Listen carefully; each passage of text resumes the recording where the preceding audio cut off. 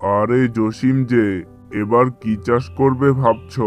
হ্যাঁ জমিদার মশাই, ভাবছি এইবার আলু চাষ করমু। তা বেশ ভালো, কর কর। টাকা পয়সা লাগলে আমাকে বলিস, কেমন? আচ্ছা ঠিক আছে জমিদার মশাই।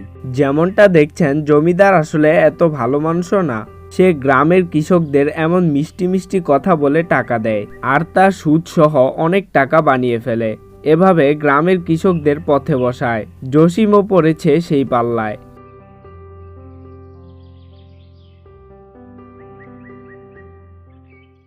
কিরে রাজু, হিসাবটা করছস?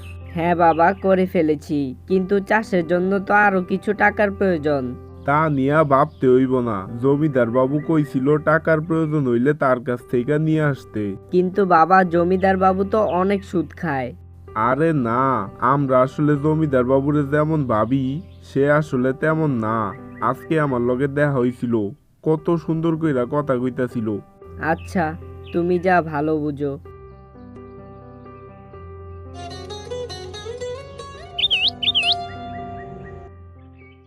পরের দিন জসিম জমিদারের কাছ থেকে টাকা এনে আলু চাষ করে। কিছুদিন পর শুরু হয় বৃষ্টি। টানা 1 সপ্তাহ বৃষ্টি হতে থাকে।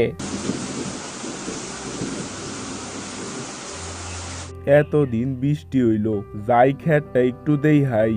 তারপর জসিম তার চাষের জমি দেখতে যায়। গিয়ে দেখে বৃষ্টিতে তার জমিতে বন্যা হয়ে গেছে। এটা দেখে জসিম খুবই কষ্ট পায়। সে ভাবতে থাকে কিভাবে সংসার চালাবে আর জমিদারের টাকা শোধ করবে। সে কোনো উপায় না পেয়ে আবারও জমিদারের কাছে যায়। সে ভাবে জমিদার হয়তো তাকে এবারও সাহায্য করবে। জমিদার বাবু, দয়া করে আমারে সাহায্য করেন। কেন রে, তোর আবার কি হলো? আমার চাষের জমি বৃষ্টির পানিতে ডুইবা গেছে, এখন আমি সংসার চালাইমু কেমনে? আপনি আমারে কিছু টাকা দিয়া সাহায্য করেন।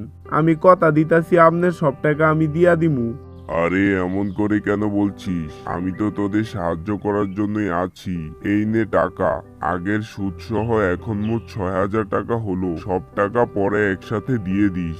এইটা কি কইতাছেন জমিদার মশাই? আগে টাকা নিছি, 1 মাসও তো হয় নাই, তাইলে এত সুদ হইল কেমনে? টাকা নিছস, সুদ তো হবেই। আমার টাকা আমারে ঠিকভাবে বুঝাই দিবি, নাইলে তোর জমি জমা সব আমার হয়ে যাইব। এমন কথা শুনে জসিম টাকা না নিয়ে সেখান থেকে চলে আসে। জসিম বুঝতে পারে জমিদারকে সে যতটা ভালো মনে করেছিল, জমিদার আসলে এতটাও ভালো নয়। জসিম বাড়ি গিয়ে তার ছেলের সাথে পরামর্শ করে কিভাবে এই জমিদারের কাছ থেকে উদ্ধার হওয়া যায়। দেখলে বাবা, আমি তোমাকে আগেই না করেছিলাম, কিন্তু তুমি তো আমার কথা শুনলে না। হরে বাবা, তোর কথা শুনলে হয়তো আজকে এমন দশা আমার হইতো না। তুমি কোনো চিন্তা করো না বাবা, আমার মাথায় একটা বুদ্ধি এসেছে। কি বুদ্ধি আইলো আবার? দেখিনি, শুনি একটু। চলো আমাদের জমিতে মাছ চাষ করি। কিন্তু এই পানি তো কিছুদিন পর নাইমা যাইব। যেখান দিয়ে পানি নেমে যায় আমরা সেখানে একটা ঘের দিয়ে দিব, তাহলে আর পানি নামবে না, আর আমরা মাছ চাষ করতে পারবো। আচ্ছা ঠিক আছে, তাইলে আমরা কালকে থেকেই মাছ চাষ শুরু করবো। তারপর জসিম মাছ চাষ করে। মাছ চাষ করে সে বেশ লাভবান হয় আর জমিদারের টাকাও পরিশোধ করে দেয়।